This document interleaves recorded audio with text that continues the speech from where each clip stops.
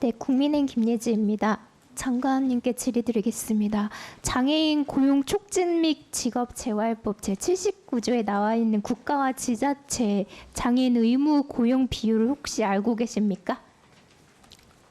네. 2023년 기준은 3.6이고 2024년에 이제 상향돼서 3.8 이상으로 이제 늘어날 예정인데요. 그 의원실 확인해 본 자료에 따르면 문체부 의무 고용 기준을 달성하지 못해서 장애인 고용 부담금을 부담하고 있고 그 액수도 매년 본 예산 편성액을 대폭 초과하고 있는 상황으로 나타났습니다. 화면을 봐주시기 바랍니다. 문체부에서 제출한 2019년부터 2022년까지의 장애인 고용 부담금 결산 현황입니다.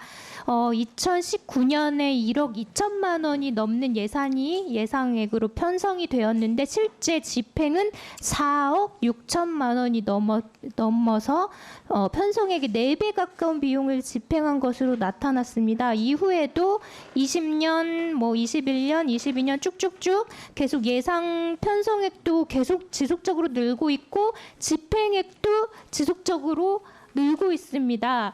그 문체부 이러한 고용 부담금 초과 집행과 관련해서 소속기관 부담금까지 본부에서 일괄 납부하고 있고 일부 기관의 의무 고용 인원이 부족해서 부담금 또한 증가했다고 밝혔는데요. 다음을 화면을 봐주겠습니다.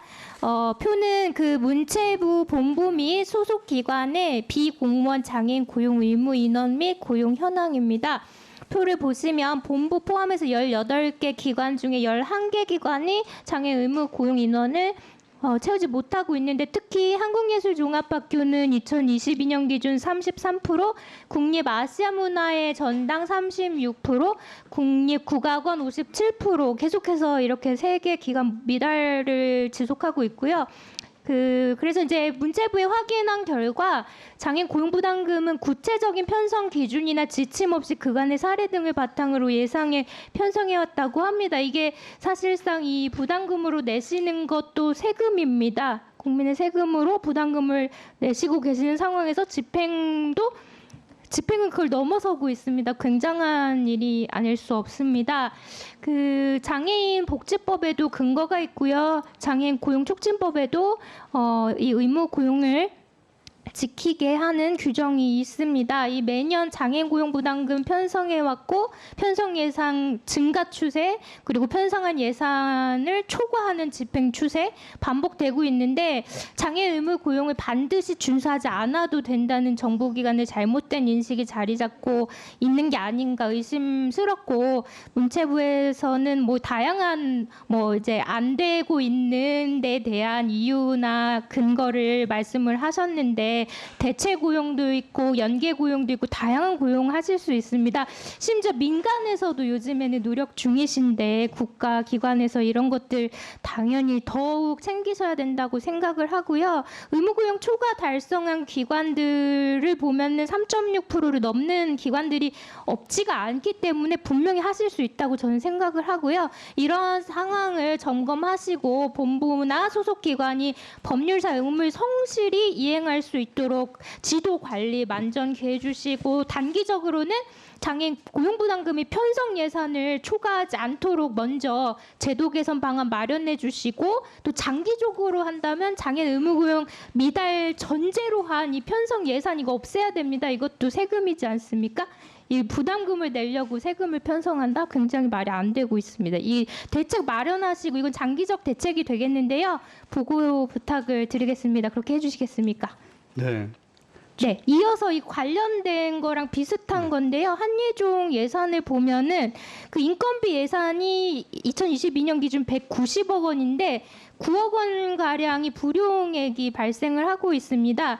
보니까 일반직, 연구직, 공무원 정원 104명 대비 현원이 101명이고 조교 포함 교원은 정원 173명 대비 현원이 154명으로 22명 결원이 발생이 되어서 물어보니까 퇴직한 직원에 대한 결원 충원을 해야 되지만 적격자가 없어서 뽑지 않았다고 했고요.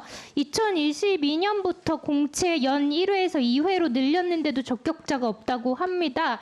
이런 상황이고 또 이게 2년 전에도 같은 상황이 일어났었거든요. 2021년 결산 자료 따르면 인건비 5억 2,400만 원이 불용이 되었습니다. 그 당시 불용 사유도 똑같았어요. 정원과 현원의 수가 일치하지 않아서 이런 일이 계속 발생을 하고 있다고 하는데 그 인건비 예산은 현원이 아닌 정원 기준으로 책정되다 보니까 계속해서 2021년 188억, 2022년 197억 이렇게 늘고는 있고요. 2023년 200억 원으로 매년 늘어나고 있습니다.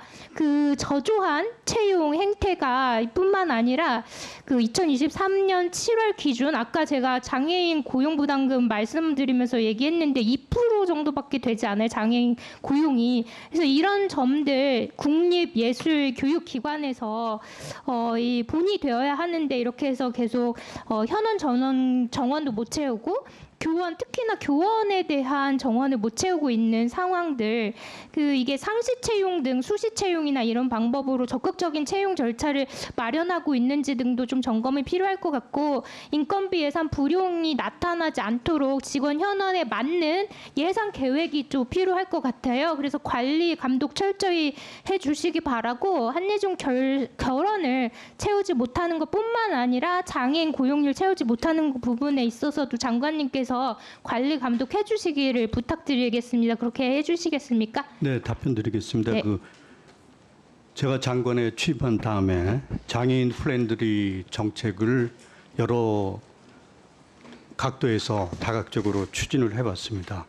그 장애인 프렌들리 정책의 중요한 대목의 하나가 일자리 문제하고 주요한 그 정책 결정 과정에 장애인들이 들어가 있어야 된다는 생각으로 문화예술위원회에 그 장애인 분을 이사로 모셨고 콘텐츠진흥원 역시 장애인 이사를 모셨습니다.